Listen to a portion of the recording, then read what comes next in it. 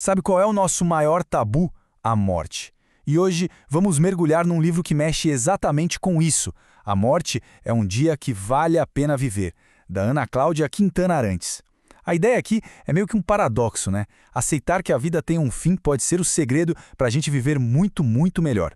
E para começar, vamos para uma cena que, olha, é bem fácil de se identificar. Imagina a cena, uma festa, todo mundo conversando, aquela coisa, e aí, no meio de um grupo de pessoas que mal se conhecem, surge aquela pergunta clássica. E você, trabalha com o quê? A doutora Ana Cláudia está lá, e a resposta que ela vai dar, bem, digamos que vai jogar um balde de água fria na animação da festa. E ela responde na lata: eu cuido de pessoas que estão morrendo. Pronto, direto assim, sem suavizar, sem falar, só médica, geriatra, não. Ela foi, na verdade, nua e crua do que ela faz. E essa frase fica ali, sabe? Pairando no ar, quebrando toda a leveza daquele momento. E a reação? Imediata. Aquele silêncio que chega a doer, sabe? Todo mundo desvia o olhar, a pessoa do lado pega o celular, fica aquele clima de e agora? É como se todo mundo estivesse esperando ela dizer brincadeira. Porque vamos combinar, falar de morte numa festa simplesmente não se faz, né? E aí começa a dispersão. Sabe como? Vou ali pegar uma bebida e some. Vou no banheiro rapidinho e não volta mais. Em questão de minutos, o grupo se desfez. E esse momento tão pequeno é um retrato perfeito do nosso pavor de falar sobre a morte. A gente folha do assunto como se ele não fosse a única certeza absoluta que temos na vida. Ok, mas como alguém escolhe trabalhar com isso? Não é uma carreira que se escolhe do nada. A história da doutora Arantes é muito pessoal. Começa com uma promessa que ela fez quando era criança e passa pelas porradas que ela levou do próprio sistema de saúde. Vale a pena entender essa jornada. Tudo começou quando ela tinha só 5 anos. Ela prometeu para a avó que ia ser médica para acabar com a dor dela. Só que a realidade da faculdade de medicina foi outra. Ela ouvia toda hora aquela frase terrível: não há mais nada a fazer. O estopim foi a morte de um paciente de 23 anos, o Marcelo. Foi traumático, sofrimento puro e impotência total. Foi ali que ela quebrou. Anos depois, ela mesma deu nome ao que sentiu: fadiga por compaixão. É um burnout, mas um burnout por absorver demais a dor do outro. E foi aí que ela sacou uma coisa fundamental: a diferença entre empatia e compaixão. Empatia, que era a grande ferramenta dela, virou um veneno. Empatia é quando você sente a dor do outro em você. Já a compaixão é diferente. Você entende a dor, você quer ajudar a aliviar, mas você se protege. Você não deixa aquela dor te consumir. É um jeito sustentável de cuidar. E, sinceramente, essa lição não é só para médico, não. É para todo mundo que cuida de alguém. Esse esgotamento todo forçou ela a dar um tempo, a parar tudo. E a virada de chave veio onde a gente menos espera. Sabe onde? Numa peça de teatro. Foi ali, no escuro, que veio a grande sacada da vida dela. Um insight que mudou o jogo completamente. Na peça, tinha uma historinha sobre o Gandhi. Uma mãe leva o filho até ele e pede: por favor, diga para o meu filho parar de comer açúcar. E o Gandhi responde: volte daqui a 2 semanas. A mulher não entendeu nada, mas foi embora. 2 semanas depois, ela volta. Gandhi olha para o menino e diz: pare de comer açúcar. A mãe curiosa pergunta: mas por que esperar 2 semanas para dizer isso? E o Gandhi responde: porque há 2 semanas eu também comi açúcar. Para a doutora Arantes, ouvir isso foi como um raio.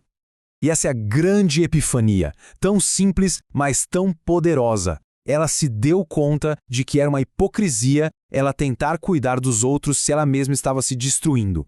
Como ela podia ajudar alguém a se curar se ela não estava se cuidando? O verdadeiro cuidado com o outro começa com o cuidado com a gente mesmo. Foi com essa nova cabeça que ela encontrou de vez a sua vocação: os cuidados paliativos. É uma filosofia que muda a pergunta.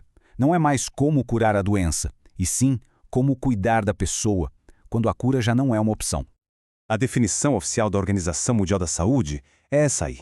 Mas, traduzindo, não é sobre adiantar a morte, e nem sobre esticar a vida de qualquer jeito. É sobre olhar para a pessoa como um todo. Cuidar da dor física, sim, mas também do lado emocional, social, espiritual. É sobre dar qualidade de vida e dignidade até o último momento. Essa é a virada de chave. Quando a gente ouve "não há mais nada a fazer", geralmente estão falando da doença. O cuidado paliativo muda o foco, ele olha para a pessoa. E para a pessoa, gente, sempre tem o que fazer. Sempre.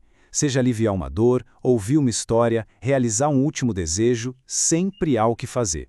E a gente precisa falar sobre como isso é urgente aqui no Brasil. Olha esse dado de um estudo de 2010 da revista The Economist. De 40 países avaliados sobre a qualidade da morte, o Brasil ficou em 38º. Pior que a gente, só Uganda e Índia. Isso é muito sério. Mostra que a gente, como sociedade, falha muito na hora de cuidar das pessoas no fim da vida.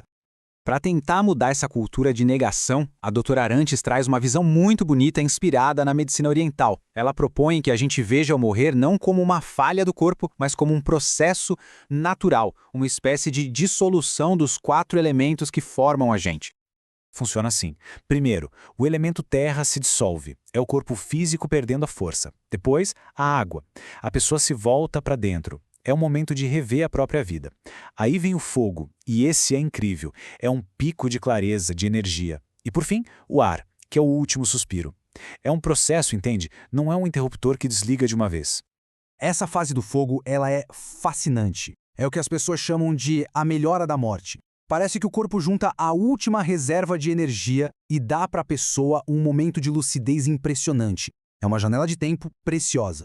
É a chance de se despedir, de pedir perdão, de dizer eu te amo. É um presente, de verdade. E tudo isso, no fim das contas, nos leva de volta para o começo. A grande mensagem do livro não é sobre aprender a morrer, é sobre aprender a viver. Entender que a vida tem um fim não é para deixar a gente com medo, mas para dar um chacoalhão e fazer a gente viver de verdade agora. Porque se a morte é o que dá sentido para a vida, a gente tem que se perguntar: o que é que dá sentido para nossa vida?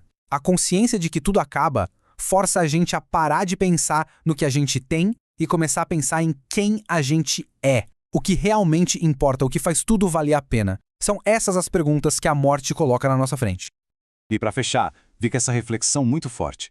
A gente não morre só no último dia. A gente morre um pouquinho todos os dias em que vivemos no piloto automático. Sabe, quando não estamos realmente presentes na nossa própria vida. Então a grande lição é essa: estar vivo. Viver de verdade com a consciência de que cada dia é único, precioso e finito.